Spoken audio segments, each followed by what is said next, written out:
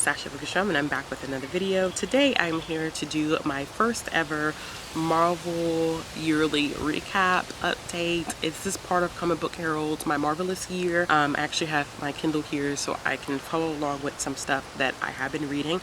So he's divided Marvel Comics up into different decades, the 60s, the 70s, 80s, and 90s, and the 2000s. And what he did is he selected single issues that were vital to each year. Some of these years only have like 10 issues and some of them have 30, 40 issues. So the more I get into this, the longer these recaps and updates will be, and the more thoughts and opinions I'll have about what's going on. This is my first time ever doing this, so it is new to me. I am learning the world of Marvel Comics, so just be patient with me as I get through this. But I did complete year 1961 and 1962. So with 1961 and 1962 entered the Silver Age of comics for both Marvel and DC, but I am specifically clearly here focusing on Marvel. So the Silver Age of comics typically is noted as expanding from 1956 to 1970.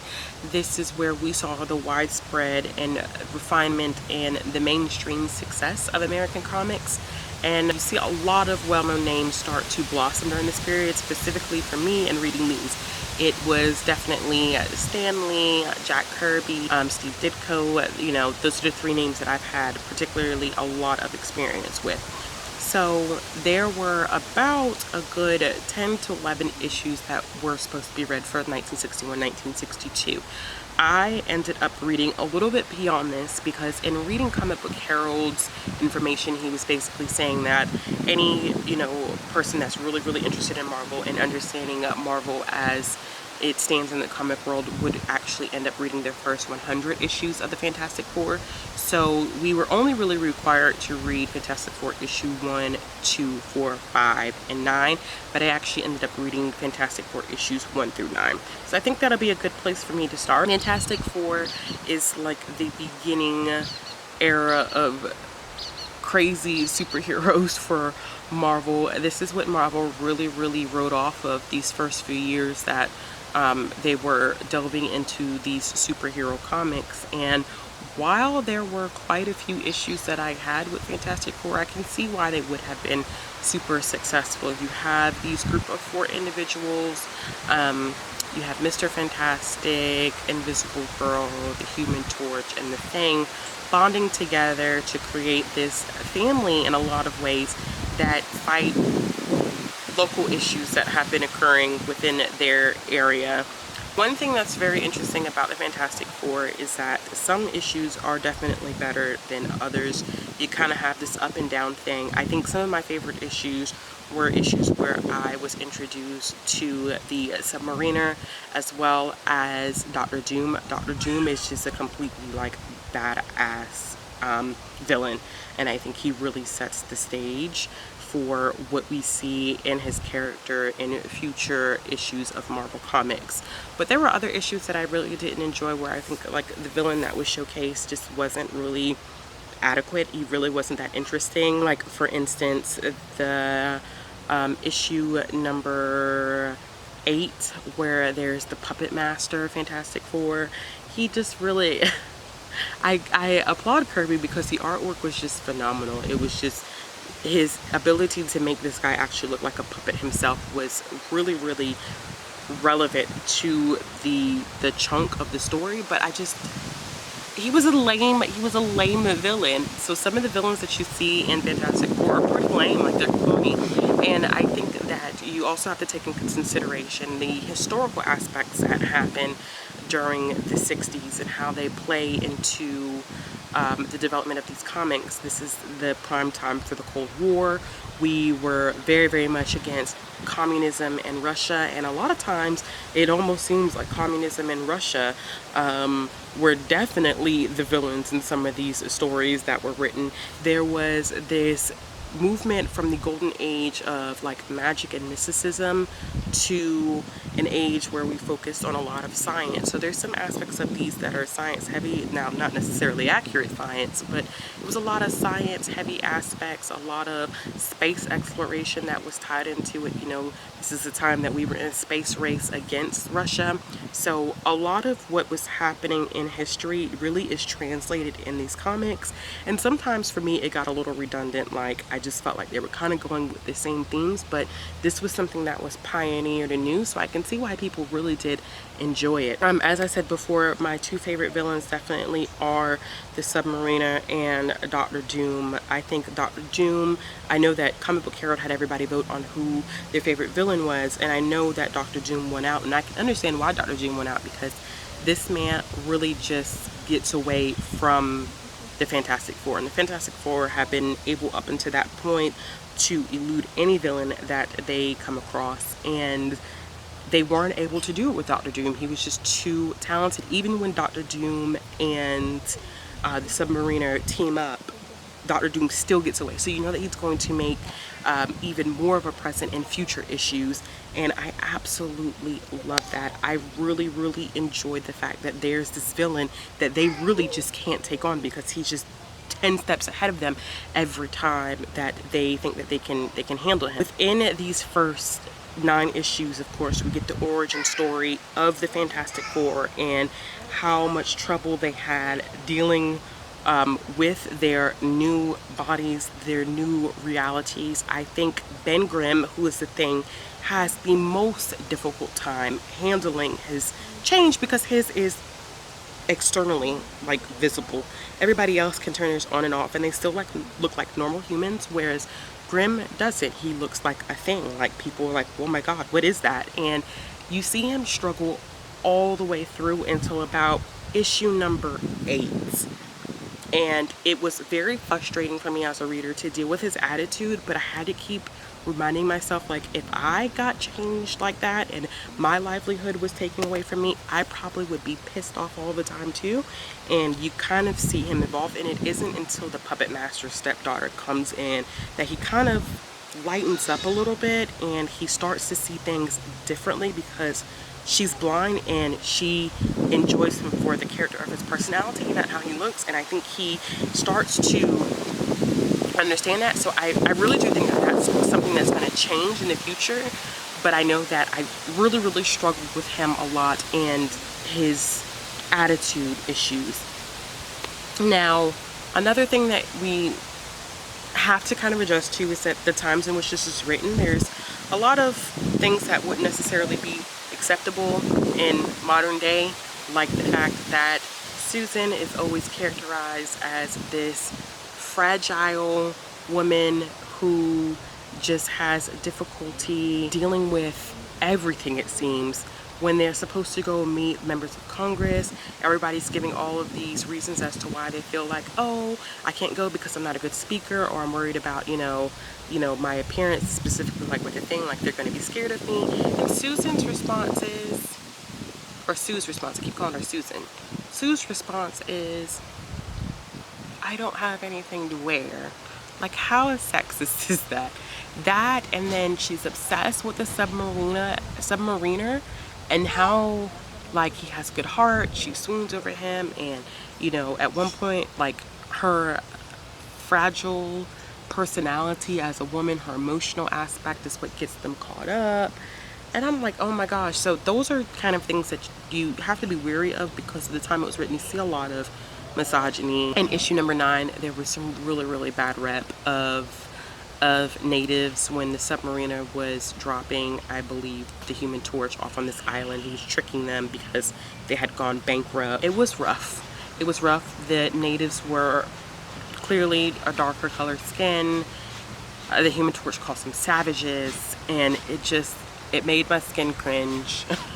I did, like, issue number 9 probably was my least favorite issue. Like, I hated that issue, even though I like the Submariner as a villain.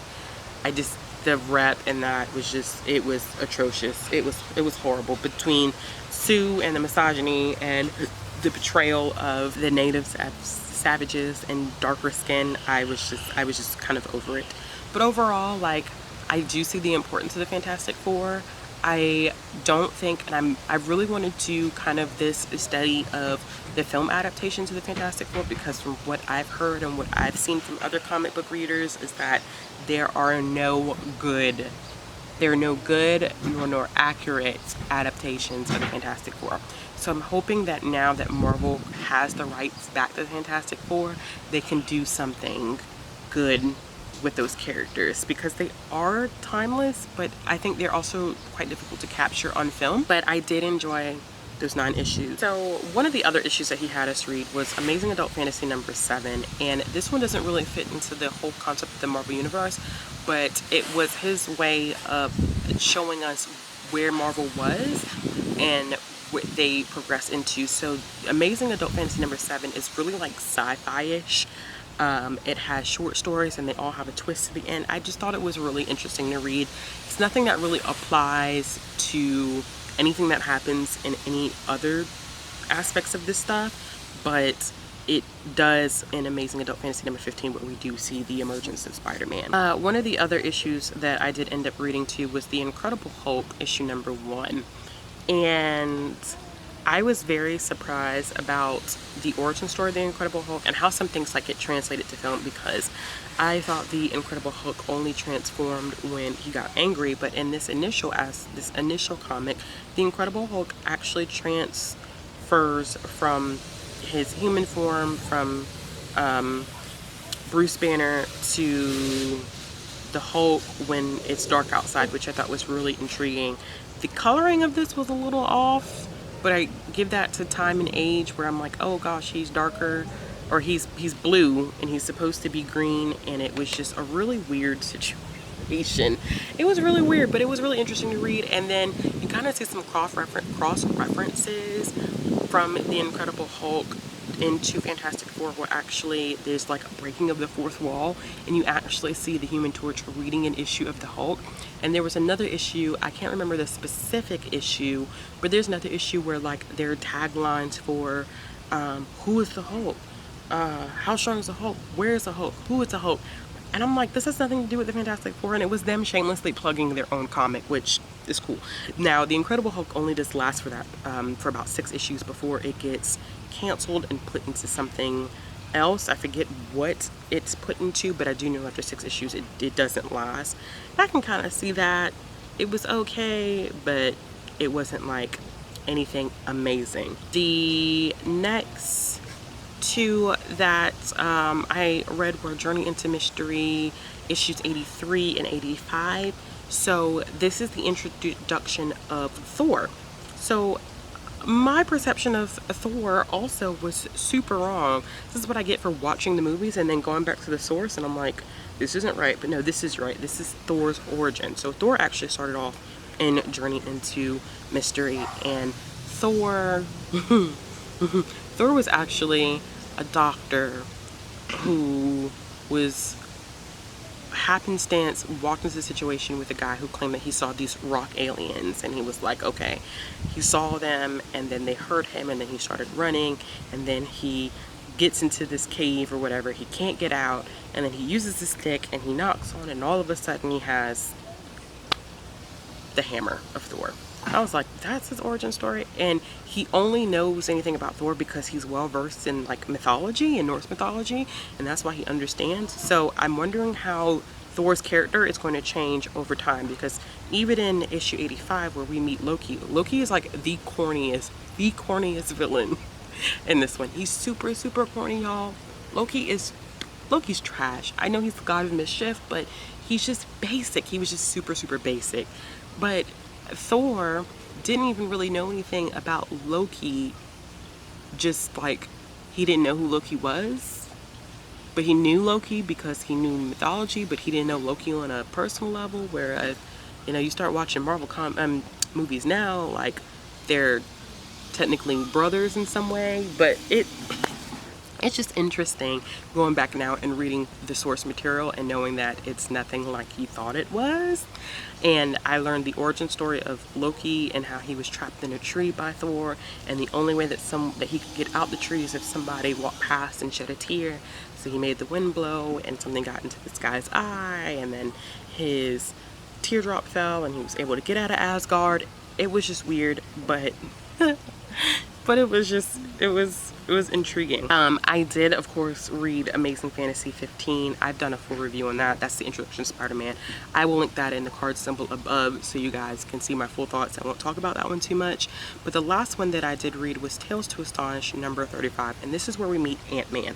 And Ant-Man had a very, very interesting origin story too, because this had to do a lot with getting materials ready to defeat the Reds, to defeat the Russians.